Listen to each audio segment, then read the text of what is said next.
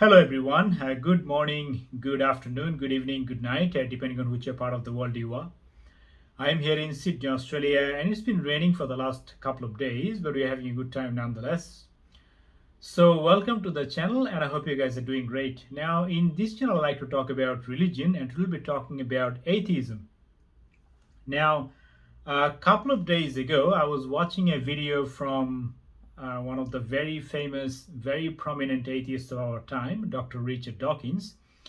And at one point during the interview, he mentioned that religion and science can never go hand in hand. And I find it actually quite ironic because, like we are talking about the most knowledgeable atheist of our time, Dr. Richard Dawkins, and I hoped that since he has, done a lot of research, I hoped that he'd be doing a little bit more homework during his studies of both of these philosophies, uh, science and the philosophies of the religion. And the video that I will be discussing is titled Richard Dawkins on Scientific Truth, Outgrowing God and Life Beyond Earth. And it was an interview by Channel 4 News, and it was published back in 2019. Let me quickly play part of the clip. Um, no, you can't understand Indian literature unless you're steeped in the Bhagavad Gita and so on. So yes, we need to study religious books as literature and as history. Whether it is or not, in terms of the history. Yes. Yeah. But not as science, and that not as science, and not as labeling children with the religion of their parents. Not saying you are a Christian child, you are a Muslim. We need to study religious books as literature, as history, but not as science. And he said it a couple of times. Not as science, not as science. So I understood, what I understood from watching this part of the clip is that he is coming from a position of total conviction, which I find a little bit condescending because, again, we are talking about the most knowledgeable, most valuable atheist of our time, Richard Dawkins. Now, I will give you a case. Again, my religious views have been shaped by Swami Vivekananda, an Indian philosopher whose views obviously shaped by the wisdom, by the knowledge of the Vedas. So I am coming from an Indic perspective of religion. Now, I made a separate video a couple of days ago to clear up some distinctions between the Indic perspective and Abrahamic perspective. I understand that Richard Dawkins is probably coming from an Abrahamic perspective, obviously, because he was born as a Christian. Now, my views have been shaped by Swami Vivekananda, and this is an Indic perspective of religion. If you want to understand that what are the distinctions between these two perspectives, the biblical and non-biblical perspective, I have a separate video for that, and I will link it up somewhere along. And you can watch it up, what I mean by these distinctions. Now, with that being said, let's dive into the actual discussion. So, not as science. That religion should be studied as literature, as history, but not as science. Now, I'm going to give you a case. Again, it's from Bhagavad Gita. In Bhagavad Gita, chapter 4, Transcendental Knowledge, chapter 4, verse 5, it says, like Krishna tells his disciple Arjuna, that you and I are born many, many times. Clearly, you and I are born many, many times. I can remember all my births, but you cannot. Essentially, it is talking about, like Lord Krishna is talking about reincarnation. What is reincarnation? Going through a cycle of life and death until you reach perfection. We Hindus, like Hinduism, the objective of Hinduism is liberation, moksha. We have believed that we are going through this cycle of life and death until we reach Lord Shiva, until we reach perfection. Right? A journey of an animal to Lord Shiva. Journey of a Pashu to Pashupati. Pashu is a Sanskrit word, it means animal. Journey of a Pashu to Pashupati. When you add the word Pati at the end of the noun, Pashu, it means king of animal. This is the literal translation, but this is the nickname for Lord Shiva. So an animal going through these thousands of cycles of life and death until he is free from the bondage of the nature, until he is free from this cycle of life and death, until he is perfected, until he has reached Lord Shiva. This is what the objective of religion according to Hinduism, reincarnation.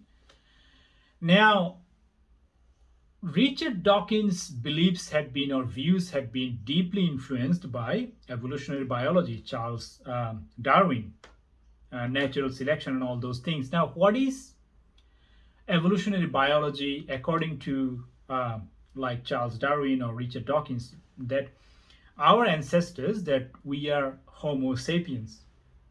Our previous ancestors were Homo erectus, like the gorillas or the chimpanzees, like they are our animal ancestors.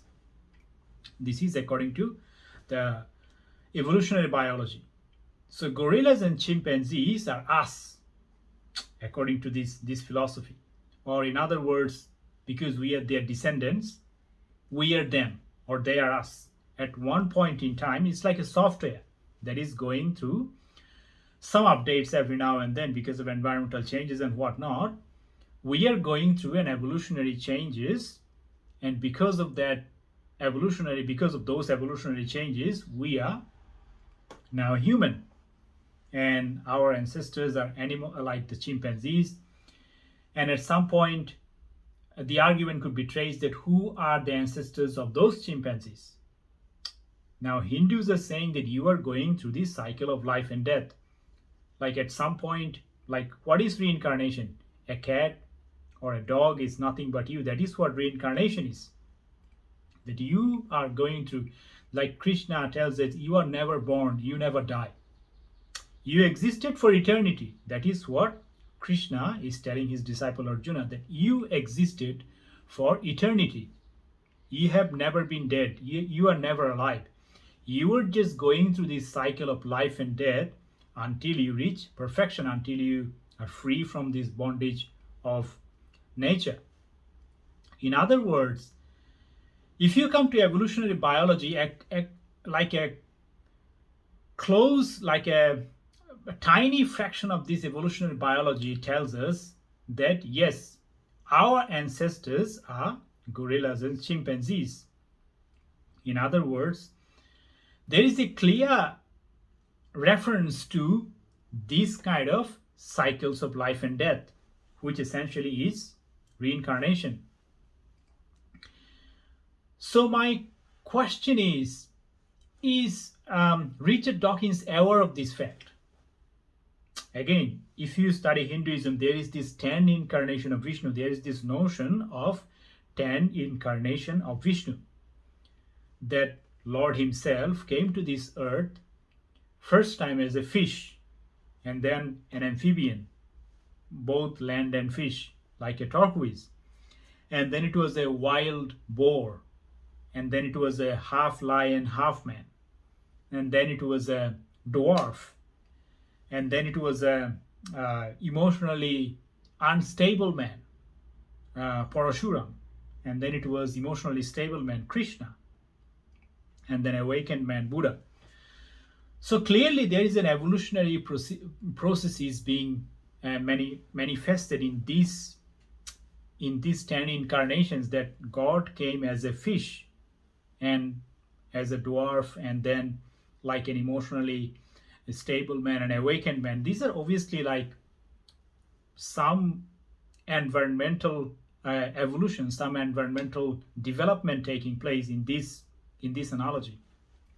So my question is Dr. Richard Dawkins aware of this notion of reincarnation or the 10 incarnation of Vishnu?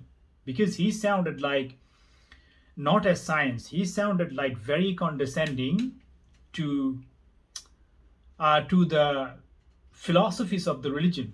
That is the impression that I got, because like Richard Dawkins is not someone like who spent a couple of days and coming to lecture on on religion. He has gone through, or at least that is what he claims, his followers, that is what his followers claim, that he has gone through, he has understood every bit of nature, right? That is kind of an understanding that he is trying to portray, that, oh, I have understood nature. And according to this document, this evidence, there is no such notion of God possible at all. This is a very condescending position to begin with for him and for his followers. Now, obviously, like, his views could be shaped by, like the biblical perspective of religion that says that, like the Noah's Ark and flood and all those things, that the creation is something around like 5,000-6,000 years. But that isn't, in terms of biological perspective, like the evolutionary biological perspective, that isn't the case at all. That man and animal, the biblical perspective is that man and animal were created on the sixth day. But if you come to evolutionary biology, men are like a much, much, much later manifestation than animals. Animals are our ancestors. And it has taken like over a significant period of time, probably millions of years. And Bhagavad Gita tells us, chapter 4, verse 5, that you and I are born many, many times. I can remember them all, but you cannot. Obviously, it's referring to a journey, an evolution, a long process that has taken place over a substantial period of time. Many, many births. It clearly says, the verse that I just mentioned, chapter 4, verse 5, it clearly says of many, many births taking place for both Krishna and Arjuna, that I can remember them all, but you cannot. So there is a clear reference to evolutionary biological processes when you study Bhagavad Gita, which may not be present in the study of Bible. But that isn't the how can I say, that isn't the reason that Richard Dawkins can come and say that, oh, religion and biology or science can never go hand in hand. It is his ignorance. That is what I would say. Can I say that? That Richard Dawkins is probably ignorant of the philosophy of religion when it comes to the studies of Hinduism. Can I say that? When he is being too condescending in his views that religion, not as science, religion cannot be studied as science, can I say that he's ignorant? That is my point. So I understand, again, his views have been shaped by biblical perspective, perhaps. Nonetheless, when you were talking about the most valuable person, he is coming from a position of ignorance. That is my take on this interview, at least. Again, it's not just a blunder. He has been vocal against religion through his entirety, like his entire lifetime. So I think he need to be, called out for these kind of blunders, because, like when you make these kind of blunders for a considerable period of time with a badge of honor, like he's the most famous, he's the most prominent atheist, he deserves some level of criticism. And with that being said, like, again, if you think that I am wrong, please correct me. I'll be very humble to accept your criticism as well. So with that being said, thank you for listening, and I'll catch up with you on the next one. Bye for now.